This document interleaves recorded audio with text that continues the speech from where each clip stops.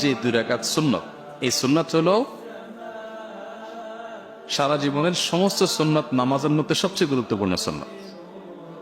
সুন্নাত নামাজের যে জগৎ, এই জগতের সবচেয়ে গুরুত্বপূর্ণ সুন্নাত হলো ফজরের নামাজের আগের, ফরজের আগের যে 2 রাকাত সুন্নাত আছে।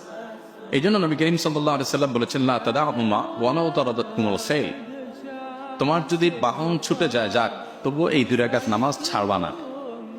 সফরে সাধারণত সুন্নাত নামাজ এটা পড়া আমরা নিজেদের আবাসস্থলে থাকলে যেরকম গুরুত্বপূর্ণ, সেই গুরুত্ব সফরে থাকে না। অনেক ইমামগণ তো বলেছেন যে সফরে সুন্নাত আমাদের অপশনই নেই। তো সেই সফরে পর্যন্ত অন্য কোনো সুন্নাত নামাজ না পড়লেও ফজরের আগে 2 রাকাত সুন্নাত পড়াটাই হলো কাঙ্ক্ষিত এবং প্রত্যাশিত। সেজন্য ফজরের আগে 2 রাকাত সুন্নাতকে খুব গুরুত্বের সাথে আদায় করতে হবে, করা উচিত। এখন প্রশ্ন হলো, জামাত শুরু হয়ে গেছে, আমি ফজরের সুন্নাত পড়তে পারি নাই, মিস হয়ে গেল, আমি কি করব? এর উত্তর হলো, পরে আমি এই সুন্নাতটা পড়ে দেব। সেই পরের ব্যাখ্যাটা কি? আমি কি ফজরের ফরজ নামাজের পর সালাম ফেরানোর পর ইমামের সাথে নামাজ শেষ করে তারপরে পড়বো, নাকি আরো দেরি করে পড়বো? আবার প্রশ্ন লিখেছেন, না পড়লে চলবে কিনা? না পড়লে চলবে বলতে ফরজ আদায় হয়ে যাবে, কিন্তু নিশ্চয়ই আপনি গুনাহগার হলেন, ক্ষতিগ্রস্ত হলেন, কারণ আপনি একটু গুরুত্বপূর্ণ সুন্নাহ ত্যাগ করেছেন। সেজন্য এটা করা উচিত না। নবী করিম সাল্লাল্লাহু আলাইহি ওয়াসাল্লাম একবার যখন আগের সুন্নাত পড়তে পারেন নাই, মেহমান বা অন্য কোনো ব্যস্ততার কারণে, তিনি একবার এরকম ঘটেছে মাত্র, সেটা পরে করে দিয়েছেন। তো আমাদের জীবনে কালে বদলে এরকম হতে পারে, নিয়মিত হওয়া উচিত না। এবং এর থেকে এটাও বোঝা যায় যে কোনো কারণে আগের সুন্নাত পড়েন নেই, সেটা পরে পড়ার সুযোগ আছে এবং পড়া উচিত।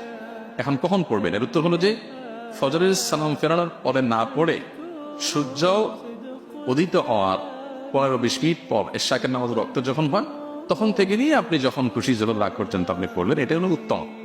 ওই সময় পর্যন্ত অপেক্ষা করে পড়তে পারলে। আর যদি মনে হয় যে না, তখন আর পড়া হবে না, অনেক ওলামা ইকরাম ফজরের নামাজের পর সূর্য ওঠার আগে আগে এর মধ্যে পড়ার অনুমতি দিয়েছেন। এটা দায়িক আলোচনা, অনেক বিস্তারিত আলোচনা করা যেতে পারে। নবী করিম সাল্লাল্লাহু আলাইহি ওয়াসাল্লাম হাদিস হয়েছে, ফজর এবং আসরের পরে কোনো নামাজ নাই। এখানে নামাজ নাই বলতে কি বোঝানো হয়েছে, অনেক দীর্ঘ আলোচনার বিষয়। শুধু আমরা এটুকু জানি যে উত্তম হয় ইখতিলাফের ঊর্ধ্বে উঠে আমরা ফজরের ফরজ নামাজের পর এশাক ওয়াক্ত হবে সূর্য ওঠার 20 মিনিট পর, তারপরে আমরা এই সুন্নাত নামাজটা পড়বো। তখন যদি পান পড়লেন, না হলে জোহর রাগ দিয়ে পড়ে দিলেন, এটা উত্তম।